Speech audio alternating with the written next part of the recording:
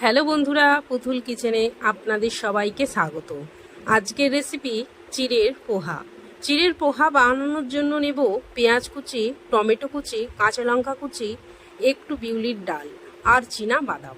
গ্যাসের মধ্যে কড়াই বসিয়ে অল্প তেল দিয়ে চীনা বাদামগুলো আর একটু নুন দিয়ে ভেজে তুলে রাখবো।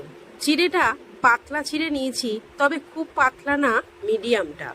চিড়েটা জল দিয়ে 2-3 বার ভালো করে ধুয়ে চিড়ে থেকে জল চিপে ফেলে দিয়েছি। কড়াইয়ে আরেকটু তেল দিয়ে শুকনো লঙ্কা, গোটা জিরে, কালো সর্ষে আর বিউলির ডালটা দিয়ে নেড়ে পেঁয়াজ কুচানোটা দিয়ে একটু ভেজে নেব। এবার কারি পাতা দিয়ে নেড়ে টমেটো কুচি, কাঁচা লঙ্কা কুচি দিয়ে ভালো করে নেড়ে স্বাদ মতো নুন, হলুদ গুঁড়ো দিয়ে নেড়ে নেব।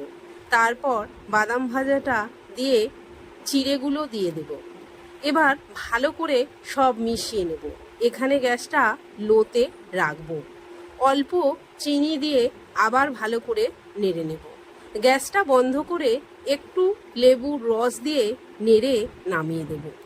যদি আমার এই রেসিপিটা আপনাদের ভালো লাগে তাহলে লাইক, কমেন্ট ও শেয়ার করে দেবেন। প্লিজ বন্ধুরা, সাবস্ক্রাইব করতে ভুলবেন না। ধন্যবাদ বন্ধুরা।